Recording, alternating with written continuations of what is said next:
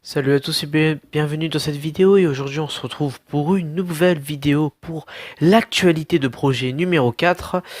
Et pour cette actualité de projet numéro 4, franchement ça va pas être fameux parce que on va dire que ça n'a pas beaucoup avancé depuis l'actualité de projet numéro 3, que même qu'il y a des trucs qui se sont cassés la gueule. Je vais vous montrer ça tout de suite. Donc on va commencer par ça. Voilà, il n'y a même pas de coupure, hein, je fais ça à l'arrache. Donc qu'est-ce qu'y a-t-il? Enfin, qu'est-ce qu'y a-t-il? Ouais, j'arrive même plus à parler en plus. Alors, qu'y a-t-il dans ce sac? Bah, on va le découvrir tout de suite, je pense que vous ne savez pas ce qu'il y a. Voilà, il y a le cadavre d'une PSP. Alors, je vous explique brièvement ce qui s'est passé avec cette pauvre PSP qui, d'ailleurs, toutes les pièces fonctionnent. Vous voyez que c'est un set complet de la PSP Street avec son écran qui fonctionne. Donc je vais garder ça au cas où que je sais pas, je trouve une autre console avec un écran pété à pas cher. Le joystick fonctionne, tout fonctionne, même la batterie. À part que les pièces sont vraiment de médiocre qualité, donc on peut avoir ce genre de truc si la caméra veut bien faire le focus. Allez! Voilà, vous voyez que la prise, enfin le fil est un peu sorti de la prise, donc il faut le remettre dedans. C'est vraiment... Bref, je vais vous raconter un peu l'histoire du coup de cette PSP. Alors j'avais un problème en gros de carte mère, d'ailleurs il n'y a aucune carte mère là-dedans. Donc voici les cartes mères, alors il y a différentes cartes mères, alors celle-là c'est la carte mère qui était dans ma PSP, donc la carte mère qui fonctionne plus en fait, c'est les deux sont HS. Alors je vous expliquais l'histoire. Alors qu'est-ce qui s'est passé? Bah en fait ma PSP en gros elle avait en gros un problème de joystick. C'est-à-dire que le joystick était mort quoi, il déconnait tout simplement. Ça faisait n'importe quoi donc j'ai décidé de le changer par un joystick qui fonctionne correctement. Voilà. Je l'ai changé et j'ai constaté que cette prise, alors en fait la carte mère est super mal fabriquée. C'est-à-dire que les connecteurs sont vraiment à chier, ce qui fait qu'en sorte que ce qui fait en sorte que la caméra ne fait pas le focus. Ce qui fait en sorte que quand vous voyez ce système de lock là, attendez, je vais vous l'ouvrir. Vous voyez ce système de lock, il est censé bloquer, sauf que je sais pas si vous le voyez, mais c'est vraiment de piètre qualité, hein. C'est bon, on n'arrivera jamais à avoir un focus correct. C'est vraiment de piètre qualité. Alors, il y a des connecteurs qui sont supra fragiles et que si, surtout, notamment celui de l'écran, si vous pétez quelque chose, c'est mort quoi. Par exemple, vous voyez là le connecteur du joystick. Bref, c'est à cause d'un connecteur qu'en gros, ça a en fait la barre en bas là. Vous savez, attends, attendez, je vais vous montrer là. La barre de bouton, en gros, est reliée avec une petite nappe à la con. Hein, vraiment, la fabrication de cette console est plus cheap que des consoles chinoises. Vraiment, c'est un truc de fou. Du coup, en fait, ça faisait que, en gros, le clapet ne fonctionnait plus, quoi. J'ai essayé de le remplacer par un autre, mais ça, bon, ça n'a pas fonctionné. Du coup, j'ai décidé de commander une carte mère sur AliExpress, le pire site où il ne faut rien acheter, justement. Et devinez quoi? Là, j'ai tenté de faire du CMS. Sans succès. Alors, faudra peut-être que je refasse souder ce composant, mais avec, je sais pas, vous savez, un truc à air chaud, quelque chose comme ça. De toute façon, la carte mère ne fonctionne pas, elle recharge, mais ne fonctionne pas, ne s'allume pas. Bah, en gros, voilà quoi. Alors, en gros, je vous explique. Je vous ai pas expliqué. Quand je l'avais reçu, il y avait de l'étain entre ces composants-là. Voilà. Dans cette zone précise, là, bon, ce sera pas très précis avec mon doigt. Vous voyez, dans cette zone précise, ici, il y avait de l'étain, une grosse boule d'étain. Et j'ai pas osé démarrer la carte mère au début pour la tester. Hein. Vous voyez que je l'ai reçu de Chine, il y a même l'autocollant que j'ai laissé. Euh, j'ai pas osé la démarrer parce que j'ai craigné un court-circuit. Donc ce que j'ai fait, c'est que j'ai pris mon fer à souder, j'ai fait fondre l'étain et avec une pompe à dessouder, j'ai retiré de l'étain. Sauf qu'en faisant ça, j'ai vraiment trop forcé sur le composant, enfin sans faire exprès, il s'est dessoudé. J'ai fait une tentative pour ressouder ce composant en CMS, mais j'ai pas réussi quoi, parce que voilà, c'est très compliqué de réparer ce genre de carte mère. De toute façon, vu le prix que ça coûte, on peut s'en procurer à peine 10 balles. Hein, voilà, donc, soit j'achèterai une carte mère, soit je rachèterai une PSP. Bref, voilà, c'est franchement la PSP Street est le pire modèle. Hein, je vous le conseille vraiment pas. N'achetez pas de PSP U1004, jamais. Hein, parce que si c'est quelque chose qui casse, faut pas chercher à le réparer quoi. Et on passe à la suivante, la GameCube, qui m'a fait une blague, mais vraiment une blague vraiment pas marrante hein, en plus de ça. Cette GameCube là, qu'est-ce qu'elle m'a fait? Bah, vous vous souvenez que dans les précédents épisodes, j'ai dit qu'elle fonctionnait très bien. Alors, je ne sais pas pour quelle raison. Bon, ça c'est un SD Geek, laissez tomber, ne faites pas attention au truc qu'il y a dedans. Donc, alors pourquoi, quel est le problème de cette GameCube? Alors, elle fonctionne très bien. D'accord, elle fonctionne parfaitement bien, voilà, Enfin, la carte mère fonctionne bien, mais le lecteur déconne. Alors que au début, c'était pas le cas. J'avais un jeu, enfin j'ai un jeu Top Gun que je vais pas en sortir parce que enfin il est pas à proximité. Ce jeu Top Gun passait très bien. Il y avait un jeu Spider-Man qui ne passait pas du tout parce qu'il était trop rayé, mais le jeu Top Gun fonctionnait, donc la console fonctionnait très bien. Et juste parce que je ne sais pas, je l'ai pas démarré depuis longtemps. J'ai tenté de lire un jeu et le jeu ne passait pas. La GameCube ne lit plus les jeux du jour au lendemain pour aucune raison. Donc là, le lecteur est très très bizarre. Je sais pas ce qui s'est passé. J'ai tenté de refaire des nettoyages comme j'ai fait pour la faire fonctionner, c'est-à-dire des nettoyages à l'alcool à 90. Mais rien, rien y faire. Enfin, rien à faire, ça fonctionne pas. Voilà, donc une GameCube qui m'a lâché pour aucune raison. Voilà, franchement, on avait réparé et ça.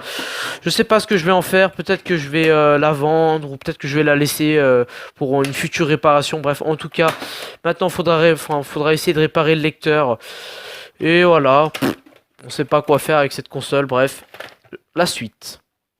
Ah, la petite PS1 qui est toujours là, hein, toujours dans le game. Alors je l'ai un peu nettoyé, mais en fait j'ai l'impression que ce modèle de PS1 prend la crasse, mais vraiment, mais c'est vraiment un récepteur à crasse, ça, c'est un truc de fou. Alors oui, là le capot. Alors le capot de manette, enfin de carte mémoire numéro 1 en fait c'était cassé parce que bah en gros en gros, je vous dis, c'est un sort de morceau de plastique comme ça avec des fins petits bâtons qui glissent en fait sur un truc comme ça, vous voyez, et ça fait l'ouverture et il y a un ressort qui repousse le truc derrière. Et ben, c'est extrêmement fragile et ça a fait en sorte que bah, c'est carrément pété quoi. Bah, du coup, je l'ai mis dans le port carte mémoire 2 parce que voilà, je pense qu'on utilisera plus le 1 que le 2. Et voilà, bah, du coup, sinon la console fonctionne, mais toujours pas de lecteur. Alors pourquoi il n'y a pas de lecteur? Tout simplement parce que j'ai fait des tentatives de commande qui ont échoué, mais totalement échoué. C'est-à-dire que j'ai beau commander des lecteurs, mais ils ne viennent jamais. Donc voilà, bon, voilà, c'est exactement le même souci. Sinon, elle a été nettoyée. Voilà, la carte mère fonctionne très très bien pour une fois. Je sais pas si je vous l'ai dit, mais j'ai changé la carte mère. J'en ai racheté une nouvelle, il me semble, hein. Oui, j'ai changé la carte mère. Alors oui, je vous l'avais déjà dit dans la vidéo que j'avais changé la carte mère et qu'elle fonctionnait très bien. Voilà, donc on passe à la suivante. Pour en finir dans les PS1, je vais revenir très vite sur la 1002. À part enfin, je sais pas, une crasse qui s'est mise sur le bouton power. Voilà, pas de lecteur, rien du tout. La console, la carte mère fonctionne, mais elle est, comment dire, la console est toujours en stand-by en fait. Tant qu'il n'y a pas de lecteur, il n'y aura rien. Alors voici ma PS2 Slim craquée venue d'Asie tout simplement. Oui. Alors qu'est-ce qui s'est passé? Cette console était posée en fait, je sais pas si je vous montre, mais il y a un empilement de consoles en fait, et la PS2 était posée tout simplement sur cette petite pile de consoles, et elle est tombée.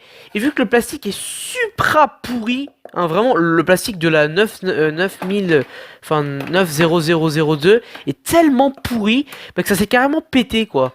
Donc voilà, il n'y a plus de capot. J'ai mis un sorte de petit, vous savez, de petit bout de papier, quelque chose comme ça, à travers pour qu'on puisse, pour que le lecteur puisse tourner, voilà. Alors le seul problème de cette console, c'est juste, bon, à part un truc qui a disparu ici, mais bon, c'est pas grave, c'est juste en fait de racheter la coque. Et j'ai vu sur AliExpress que ça ne coûtait vraiment pas cher, mais que c'était exactement de la même qualité que cette coque-là, donc ça n'a pas changé. Donc hein, je vous ferai au pire une vidéo sur changement de la coque PS2. Voilà, en sorte de petit tuto pour restaurer cette console qui fonctionnait très bien de base mais qui a en fait fait de la grosse chiasse. Voilà, sinon le capot peut se refermer, voilà, c'est déjà bien. Alors, voici la PS2 Slim 7000, 7002, enfin 70002 quoi, comme vous le voyez ici. Non, 77, enfin 60, enfin 77004, bon, je sais pas comment le dire, hein, je sais pas comment vous le dites, mais voilà, mon PS2 Slim, tout simplement, la première édition. Et cette PS2 là, en fait, j'ai remixé en fait deux PS2, c'est-à-dire que j'ai acheté une PS2 qui avait un problème de connecteur d'alimentation, et j'ai fait un changement, un sort de transfert, mais le blème, c'est que en fait toute la console fonctionne, sauf la nappe. Donc va falloir que je rachète juste la nappe à AliExpress, elle coûte vraiment pas très cher, hein. 2 balles, c'est rien du tout quoi. Juste que je rachète la nappe et que je la change et ça fera une PS2 qui n'est pas craquée, qui n'est pas pucée. Voilà, donc encore l'autocollant garantie ici. Une PS2 qui n'est pas pucée mais qui fonctionne très bien avec les cartes mémoire, enfin que ces cartes mémoire je les ai depuis toujours. Voilà, donc ça fera une petite PS2 slim, voilà, juste avec un problème à réparer quoi, tout simplement. Et voilà quoi. Voilà, donc j'espère que enfin que ces actualités de projet vous ont plu. Alors je suis désolé pour les interstices, les gros écarts entre les vidéos, parce que voilà, bon, en ce moment je suis, on va dire, un peu occupé par le boulot, enfin le travail, etc., les cours, etc. Donc, alors, il y a des prochaines vidéos qui arriveront sur, bah déjà, il y aura les objets en vrac, vous savez, les objets trouvés écosystème, la quatrième vidéo, il me semble, ou la troisième, je sais plus, qui vont arriver sur cette chaîne. Donc, j'ai trouvé beaucoup d'objets, donc ça fera plaisir. Des objets que j'ai oublié de présenter dans les autres vidéos et des objets nouveaux que j'ai trouvés. Voilà, il y aura aussi bah, les tutos sur ces consoles là. Donc pour l'instant c'est en stand-by, mais ça continuera. Il y a aussi d'autres projets à venir, comme par exemple des tutos de Game Boy qui vont bientôt arriver sur la chaîne. Donc voilà, donc il y aura quand même des vidéos. Mais voilà, donc voilà, j'espère que cette actualité de projet un peu triste vous aura plu, parce que bon, on va pas se le cacher que les consoles quand même enfin, sont tombées en panne quoi. Franchement, il y a toutes les consoles qui m'ont lâché quoi. C'est un truc de fou. Alors que de base toutes les consoles fonctionnaient bien.